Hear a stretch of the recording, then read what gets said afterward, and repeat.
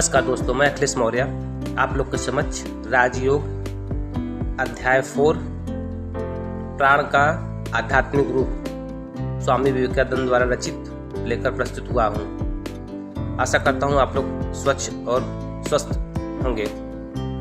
आपको ये वीडियो में स्वामी विवेकानंद द्वारा लिखित प्राण का आध्यात्मिक रूप के बारे में बताएंगे। योगियों के मतानुसार मेरुदंड के भीतर इड़ा और पिंगला नाम के दो स्नायविक शक्ति प्रवाह और मेरुदंडस्थ मज्जा के बीच सुपुना नाम का एक शून्य नाली है। इस शून्य नाली के सबसे नीचे कुंडलिनी का आधारभूत पद अवस्थिति है। योगियों का कहना है कि वह त्रिलोकाकार है।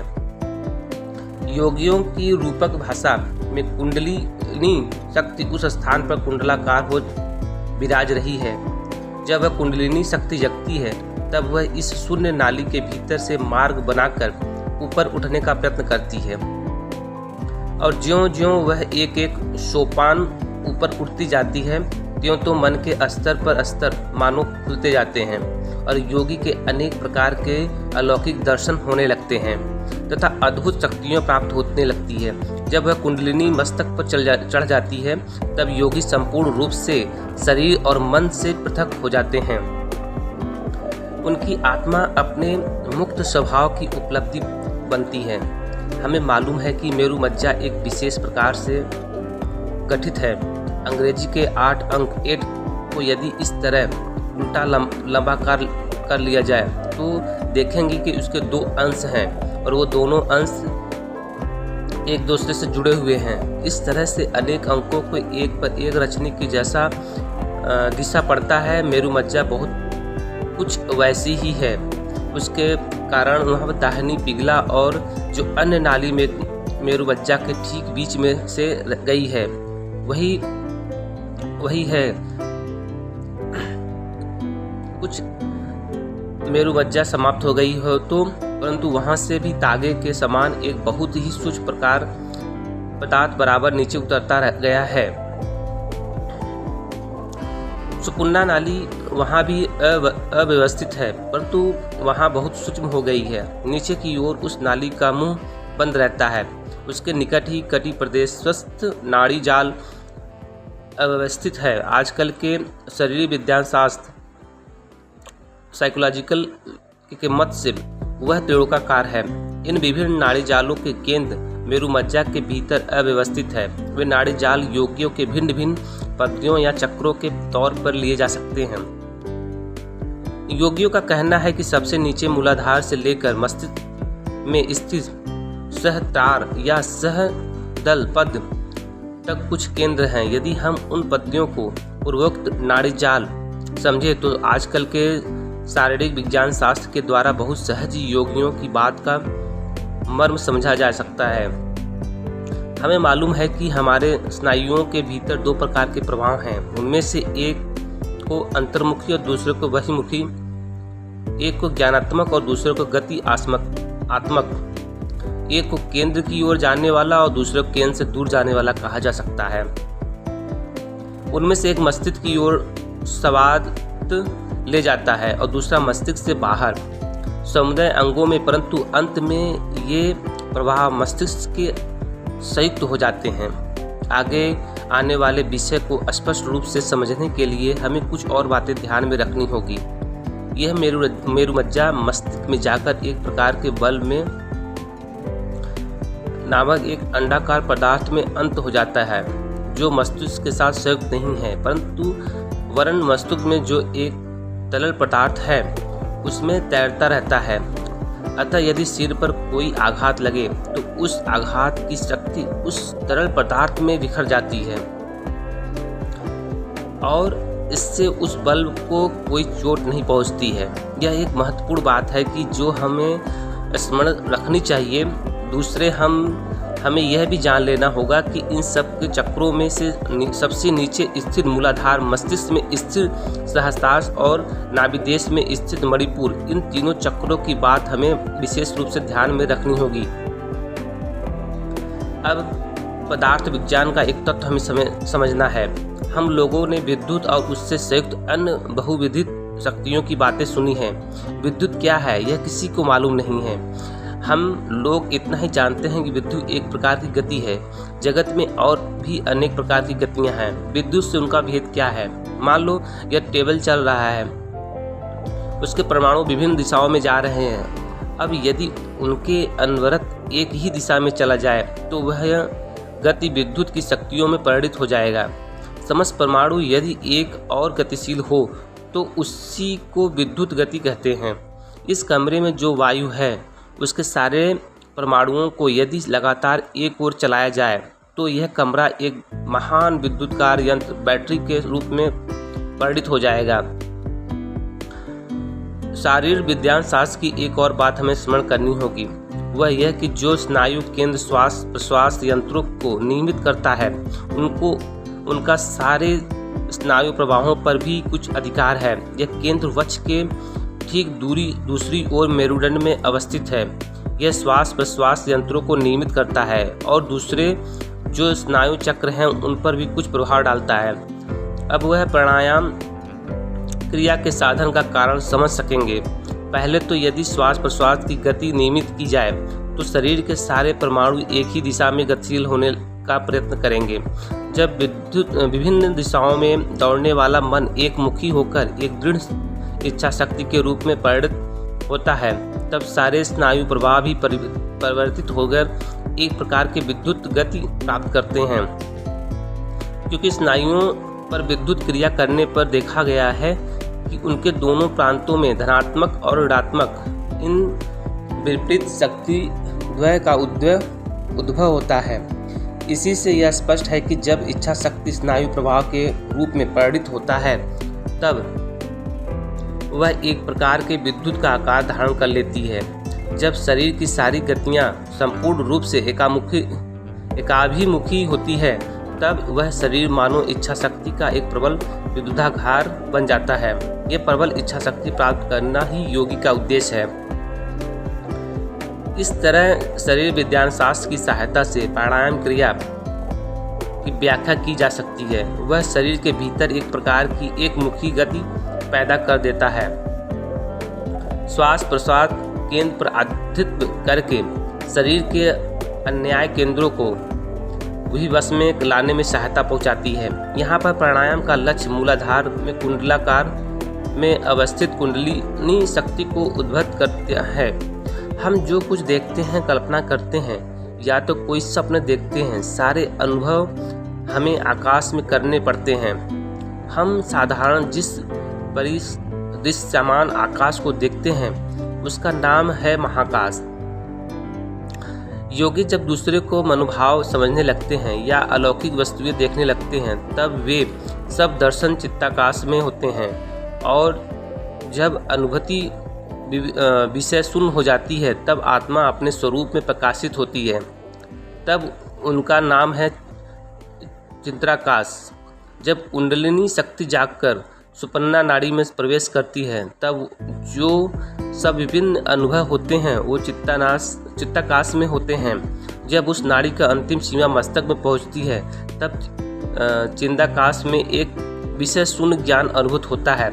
अब विद्युत की उपमा फिर से ली जाए, हम देखते हैं कि मनुष्य केवल तार के योग से एक जगह से दूसरी जगह विद्युत प्रवाह चला सकता है, परंतु प्रकृति अपने महान शक्ति प्रवाहों को भेजने के लिए किसी तार की सहारा नहीं लेती है। इसी से अच्छी तरह समझ में आ जाता है कि किसी प्रवाह को चलाने के लिए वास्तव में तार की कोई आवश्यकता नहीं। हम तार के बिना काम नहीं कर सकते, इसलिए हमें उसकी आवश्यकता पड़ती है। जैसे विद्युत प्रवाह तार की सहायता से विभिन्न दिशाओं में प्रभावित होती हैं, ठीक उसी तरह बाहर के विषय से भी ज्ञान प्रवाह मस्तिष्क में अथवा मस्तिष्क से जो कर्म प्रवाह हृदय में प्रवाहित होती है वह स्नायु तंत्रूपी रूप तार की ही सहायता से होता है। मेरु मज्जा मध्यस्थ ज्ञानात्मक और कर्मात्मक स्नायुक स्तंभ ही योगियों के कीड़ा और पिंगला नाड़ी हैं। प्रधानतः उन दोनों नाड़ियों के भीतर से ही पूर्वोक्त अंतर्मुखी और बहिर्मुखी शक्ति प्रवाहदय आना जाना करते रहे हैं, परंतु बात अब यह है कि इस प्रकार के तार के समान किसी पदार्थ की सहायता बिना मस्तिष्क से चारों ओर विभिन्न स्वाद भेजना और भिन्न भिन्न स्थानों से मस्तिष्क का विभिन्न संवाद ग्रहण करना संभव क्यों न होगा। प्रकृति में तो ऐसे व्यापार घटते देखे जाएंगे। योगियों का कहना है कि इसमें कृत्यकार होने पर ही भौतिक वंदना को लांघा जा सकता है। तो अब इससे में कृत्यकार होने का उपाय क्या है? यदि मेरुदंड मध्यस्थ सुषुम्ना के भीतर में स्नायु प्रवाह चलाया जा सके तो यह समस्या मिट जाएगी। मन न के यह स्नायु जाल तैयार किया है और उसी को यह जाल तोड़कर किसी प्रकार की सहायता की राह न देखते हुए अपना काम करना होगा। तभी सारा ज्ञान हमारे अधिकार में आएगा। देह का बंधन फिर न रह जाएगा। इसलिए सुषुम्ना नाड़ी पर विजय पाना हमारे लिए इतना आवश्यक है। यदि तुम इस शून्य नाली के भीतर से स्नायु जाल की सहायता के बिना भी मानसिक प्रवाह चला सको, बस इस समस्या का विभाषा हो गई। योगी कहते हैं कि यह संभव है। साधारण मनुष्यों के भीतर सुषुम्ना नीचे की ओर बंद रहती है, उसमें कोई कार्य नहीं होता है। योगियों का कहना है इस सुषुम्ना का द्वार खोलकर उससे स्नायु प्रवाह चलाने की एक निश्चित प्रणाली है। उस साधना में सफल होने पर स्नायु प्रवाह उसके भीतर से चलाया जा सकता है। वह विषय के स्पर्श से उत्पन्न प्रवाह जब किसी केंद्र पर पहुंचता है तब उस केंद्र से एक प्रतिक्रिया होती है। स्वैर केंद्र ऑटोमेशन सेंटर में उन प्रतिक्रियाओं का फल केवल गति होती है, पर चेतन युक्त केंद्र कॉन्शियस सेंटर्स में पहले अनुभव और फिर बाद में गति होती है। सारी अनुभूतियां बाहर से आई हुई क्रियाओं की प्रतिक्रिया मात्र है। तो फिर स्वप्न में अनुभूति किस तरह होती है? उस समय तो बाहर की कोई क्रिया नहीं रहती। अतः स्पष्ट है कि विषय के अभिघात से पैदा हुई स्नायविक गतियां शरीर के किसी न किसी स्थान पर अवश्य अव्यक्त भाव में रहती है। मान लो मैंने एक नगर देखा। नगर नामक बाहरी वस्तु समूह के आघात की जो प्रतिक्रिया है उसी से उस नगर की अनुभूति होती है। अर्थात उस नगर के बाहरी वस्तु समूह द्वारा प्रत्येक अंतर्बाही स्नायुओं में जो गतिवेशक उत्पन्न हुई है उससे मस्तिष्क के भीतर के परमाणुओं में एक गति पैदा हो गई है। आज बहुत दिन बाद वह नगर मेरी स्मृति में आता है। इस स्मृति में भी ठीक वही व्यापार होता है और अपेक्षाकृत हल्के रूप में, किंतु जो क्रिया मस्तिष्क के भीतर उस प्रकार की मृदुतर कंपन ला देती है वह भला कहाँ से आ जाती है? यह तो कभी नहीं कहा जा सकता कि वह उसी पहले के विषय अभिघात से पैदा हुई है। अतः स्पष्ट है कि विषय अभिघात में उत्पन्न गति प्रवाह या संवेदनाएं शरीर के किसी स्थान पर कुंडलीकृत होकर विद्यमान है और उनके अभिघात के फल से ही उत्पत्ति होती है। जिस केंद्र में विषय अभिघात को उत्पन्न गति प्रवाहों के बचे हुए अंश या संस्कार स्पष्टि मानो उसचित हो रही हैं, उसे मूलाधार कहते हैं और उस कुंडलीकृत क्रिया शक्ति को कुंडलिनी कहते हैं। संभवतः गति शक्तियों का अविष्ट अंग भी उस तरह कुंडलित होकर वंचित होता है, क्योंकि वह वस्तुओं पर दीर्घकाल चिंतन और आलोचना के बाद शरीर के जिस स्थान पर मूलाधार चक्र अवस्थित है उसे गर्म होते देखते हैं। अब यदि इस कुंडलिनी शक्ति को जगाकर उसे जात भाव से सुषुम्ना नाली में से प्रभावित करते हुए एक केंद्र से दूसरे केंद्र को ऊपर लाया जाए तो वह ज्यों-ज्यों विभिन्न केंद्रों की क्रिया करेगी त्यों प्रबल प्रतिक्रिया की उत्पत्ति होगी। जब शक्ति का बिल्कुल सामान्य अंश किसी स्नायु तंतु के भीतर से प्रवाहित होकर विभिन्न केंद्रों से प्रतिक्रिया उत्पन्न करती है तब वही स्वप्न और अपनी कल्पना के नाम से अभिव्यक्त होती है। किंतु जब मूलाधार में सचित विपुलायतन शक्तिपुंज दीर्घ काल व्यापी तीव्र ध्यान के बल से उद्गत होकर सुषुम्ना मार्ग में भ्रमण करता है और विभिन्न केंद्रों पर आघात करता है तो उस समय जो प्रक्रिया होती है वह बड़ी ही प्रबल है। वह स्वप्न अपनी कल्पनाकालिक प्रतिक्रिया से तो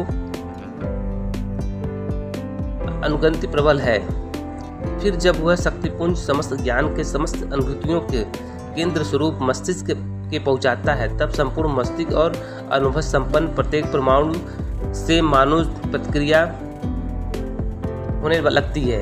इसका फल है कि ज्ञान का पूर्ण प्रकाश या आत्मानुभूति कुंडलिनी शक्ति जैसे जैसे एक केंद्र से दूसरे केंद्र को जाती है, वैसे मन को मानो एक एक पर्दा खुलता जाता है, और तब योगी इस जगत का सूक्ष्म या कारण अवस्था की उपलब्धि करते हैं, और तभी विषय स्पर्श से उत्पन्न हुई संवेदना और उसकी प्रतिक्रियात्मक जो जगत के कारण हैं उनका यथार्थ स्वरूप हमें ज्ञात हो जाता है। अतः तब हम सारे विषयों का पूर्ण ज्ञान प्राप्त कर लेते हैं, क्योंकि कारण को जान लेने पर कार्य की ज्ञान अवश्य आएगा। इस प्रकार हमने देखा कि कुंडलिनी को जगा देना ही तत्व ज्ञानातीत अनुभूति या आत्म अनुभूति का एकमात्र उपाय है। कुंडलिनी को जागृत करने के अनेक उपाय हैं। किसी की कुंडलिनी भगवान के प्रति प्रेम के बल से ही जागृत हो सकती है, किसी के सिद्ध महापुरुषों की कृपा से, और किसी के सूक्ष्म ज्ञान विचार द्वारा। लोग जिसे अलौकिक शक्ति या ज्ञान कहते हैं, उसका जहाँ कहीं कुछ प्रकाश दिख पड़े तो समझना होगा कि वहाँ कुछ परिमाण में कुछ कुंडलिनी शक्ति सुपुर्णा के भीतर किसी तरह प्रवेश कर गई है। तो भी इस प्रकार की अलौकिक घटनाओं में से अधिकतर स्थानों में देखा जाएगा कि उस व्यक्ति ने बिना जाने एकाएक ऐसी कोई साधना कर डाली है जिससे उसकी कुंडली शक्ति अज्ञात भाव के कुछ परिमाण में स्वतंत्र होकर सुपुर्णा के भीतर प्रवेश कर गई है। जिस किसी प्रकार की उपासना हो वह जात भाव से अथवा अज्ञात भाव से उसी एक लक्ष्य पर पहुंचा देती है, अर्थात उसे कुंडलिनी जागृत हो जाती है। जो सोचते हैं कि मैंने अपने प्रचार का उत्तर पाया, उन्हें मालूम नहीं कि प्रार्थना रूप मनोवृत्ति के द्वारा वे अपनी ही देह में स्थित अन्य शक्ति के एक बिंदु को जगाने में समर्थ हुए हैं। अतः मनुष्य बिना जाने किसी विभिन्न नामों से डरते डरते अपने कष्ट उठाकर उपासना करता है। उसके पास किसी तरह अग्रसर होना होगा। यह जान लेने पर समझ में आ जाएगा कि वह प्रत्येक व्यक्ति के अंतर में प्रकृति जीवन शक्ति के रूप में विराजमान है और अनंत सुख की जननी है। योगीगण संसार के सामने उच्च कष्ट से यही घोषणा करते हैं। अतः राजयोग अर्थात धर्म विज्ञान है। वह सारी उपासना, सारी प्रार्थना, विभिन्न प्रकार की साधना पद्धति और समुदाय अलौकिक घटनाओं का युक्ति संगत व्याख्या है। हमें आशा करता हूँ कि ये वीडियो आपको बहुत अच्छा लगा हो, तो प्लीज़ लाइक, शेयर और सब्सक्राइब जरूर करें। हम अगला जो उनका अध्याय है, पंचम अध्याय अध्यात्म प्राण का संयम, हम नेक्स्ट वीडियो में लेके आएंगे। तब तक आप स्वस्थ रहें और हमारे वीडियो को शेयर और लाइक कमेंट जरूर करें। धन्यवाद। जय हिंद, जय भारत।